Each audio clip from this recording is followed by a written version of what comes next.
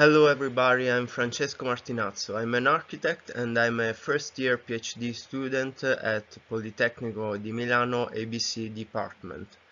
The title of my PhD research is Innovation and Changes in the Didactic Space. My supervisor is Francesca Bonfante, my co-supervisor is Federico Acuto, my tutor is Laura Daio. So I decided to structure this presentation in two parts. In the first part we will see is dedicated to the research project, the second part to the literature review. So let's see what are the questions from which the research initially started. So as first step I asked myself what is the state of the Italian school heritage and what are the implications of the COVID pandemic for schools.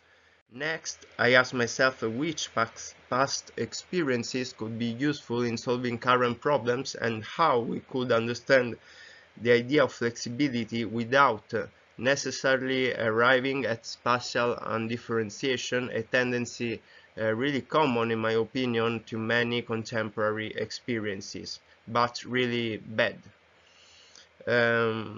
Lastly, imagining possible outcomes of my research, I asked myself about the possible definition of architectural prototypes and about the possible use of new technologies in a creative and spatial case, looking at the experiences of video art. In this first scheme, in this first outline, I have therefore summarized the state of the Italian school heritage. We have about 39,000 active schools in Italy, with an average age of 52 years, half of which were built between the 70s and the 80s. But we have about 150,000 uncovered teaching posts, and this heritage is affected by problems of a different kind, such as the inadequacy of teaching spaces, which are really often configured according to the old logic of the classroom corridor alliance. Hence, we have the persistence of frontal teaching. Another problem is the unsafety of the structures and of the load-bearing structure of many buildings and the inefficiency of plant and systems. However, the ISTAT projections for 2030, despite the unfortunate fact of demographic decline due to the falling birth rate, foresee a decrease of about 1 million students compared to today, with a consequent surplus of spaces and less need for teachers, which, among other things, would lead to savings of 2 billion euros a year.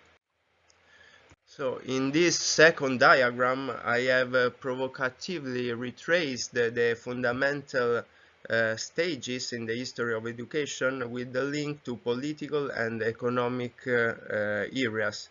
So from Socrates' one-to-one relationship with his pupil seated in the shade of a tree, we can see that today we are again in a sort of 0 degree of education where with distant teaching, even the teacher disappears from physical space to appear on a monitor.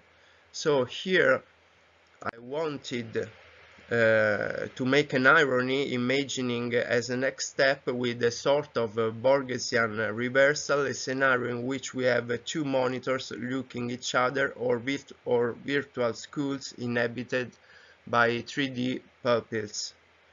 To conclude this first part dedicated to the research project, I finally reported a possible next development of the research, where in parallel to the drafting of an atlas of architecture, I would proceed in the meta project of school buildings through the experimentation of typological aggregation. So let us turn to the literature review proper. Here again I brought back the initial questions that guided me in the literature review. I investigated the relationship between school architecture and pedagogical practices by trying to identify useful themes for design today, both theoretically and practically. I then asked myself about the historical moments in which these useful themes emerged in the architectural debate, and then analyzed contemporary research and the possible effect of chosen themes on the built environment. This has led to the structuring of a literature review on two main time spans, the current one and that one of the 60s and 70s, which share the experimentation of new technologies in education. So let us therefore look at the current span analyzed through platforms, scientific platforms such as Scopus, Web of Science, etc., and the publication of the main institutes and research foundations active in this field. So through the choice of keywords divided by field and cross-referenced, we have come to the analysis of the abstract of the research results and then go to the read of the most promising papers and publication with regard to the four theme chosen, which we will see in more detail in a moment. So we can see that most of the current researches focuses on the use of new technologies and the civic use of the school in extracurricular hours, like as we can see.